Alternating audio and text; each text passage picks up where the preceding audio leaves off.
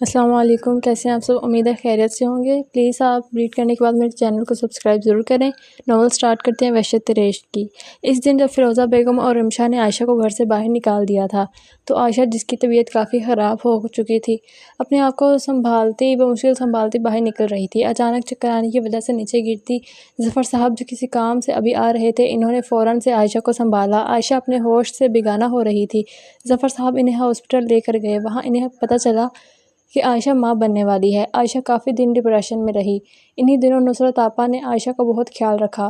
ظفر صاحب نے عائشہ کو اپنے دوست فاروق کے گھر رکھا ہوا تھا، جو اس وقت ملک سے باہر موجود تھے۔ کام کے سلسلے میں عائشہ اپنا بالکل بھی دھیان نہیں رکھتی تھی۔ وہ کافی کمزور ہو چکی تھی، مگر وہ اپنے بچے کے لیے اپنے آپ کو زندہ رکھے ہوئے تھی۔ ظفر صاحب بھی عائشہ کا بہت خیال رکھتے تھے، سگی بیٹیوں کی طرح۔ نصرت بیگم اور ظفر صاحب کی کوئی اولاد نہ تھی۔ ٹائم کس طرح گزرتا گیا پتہ ہی نہ چلا۔ اسی دوران ظفر صاحب حویلی میں ہوتے، جبکہ نصرت آپا ہر وقت عائشہ کے ساتھ ہوتی تھی۔ عائشہ نے بہت ہی خوبصورت بچی کو جنم دیا، مگر عائشہ کی حالت بے حد ناساز ہو گئی تھی۔ اپنی بیٹی کو پیدا کرنے کے بعد ظفر صاحب سے وعدہ لیا کہ وہ میری بیٹی کو ان ظالموں کے حوالے نہیں کریں گے، اور ظفر صاحب نے بھی عائشہ سے وعدہ کیا تھا کہ وہ اس بچی کو خود پالیں گے۔ عائشہ کا انتقال اسی دن ہو گیا تھا۔ دوسری طرف احمد صاحب پاگلوں کی طرح عائشہ کو جگہ جگہ تلاش کر رہے تھے، مگر انہیں عائشہ کا کچھ پتہ نہ چلا۔ ایک دن انہیں کسی سے معلوم ہوا اب عائشہ اس دنیا میں نہیں رہی۔ احمد صاحب اس دن کے بعد بے حد افسردہ ہوئے۔ انہیں کسی چیز کا ہوش نہیں رہتا تھا۔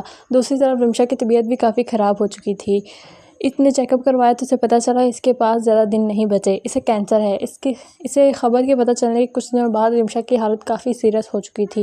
رمشا نے سب کچھ احمد صاحب کو بتایا کہ اس رات عائشہ کے ساتھ کیا ہوا تھا، مگر اس نے فیروزہ بیگم کی حقیقت اب بھی سب سے چھپائی تھی۔ رمشا نے سب گھر والوں سے معافی مانگی، سب نے انہیں معاف کر دیا تھا ان کی حالت پر ترس کھا کر۔ پھر کچھ ہی دنوں بعد رمشا بھی اسی دنیا کو چھوڑ کر اپنے خالق حقیقی سے جا ملی، اور احمد صاحب بھی اپنے بچوں کے لیے اپنے آپ کا خیال رکھنے لگے۔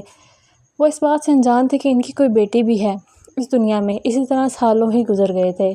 شہریار کی صبح آنکھ کھلی تو اس نے اپنے حصار میں لیٹی حور کو دیکھا، جو اپنی حالت سے بیگانہ شہریار کے ساتھ چپکی سو رہی تھی۔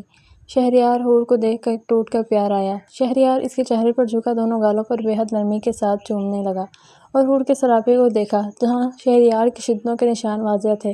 شہریار حور کی گردن پر جھکا اپنے مونچھوں کو رب کرنے لگا۔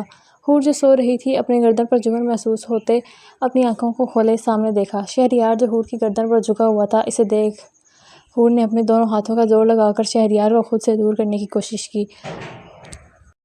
حور کو اس طرح مزاحمت کرتا دیکھ شہریار پیچھے ہوا اور حور کے چہرے کی طرف دیکھنے لگا، اور بغیر حور کو کچھ سمجھنے کا موقع دیے حور کے ہونٹوں کو اپنے ہونٹوں میں لیے چومنے لگا، اور جو شہریار کو اپنے آپ سے دور کرنے کی کوشش کر رہی تھی، اسے اپنے نزدیک دیکھ بھرپور مزاحمت کرنے لگی تھی۔ شہریار حور کے ہونٹوں کو بھرپور انداز میں اپنی شدت دکھانے کے بعد پیچھے ہوا اور بولا، چلیں اٹھیں، جلدی اس سے فریش ہو جائیں، پھر ہمیں حویلی کے لیے نکلنا ہے۔ حور بولی، مجھے آپ کے ساتھ نہیں رہنا، مجھے اپنے دادا جان کے پاس جانا ہے۔ حور یہ بات سن کر شہریار کے ماتھے پر بل آئے۔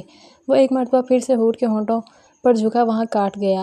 حور کی بے ساختہ سسکی نکلی۔ شہریار پیچھے ہوا، حور کے ہونٹوں پر خون کا قطرہ ابل رہا تھا، جس کو پھر سے اپنے لبوں سے چون گیا۔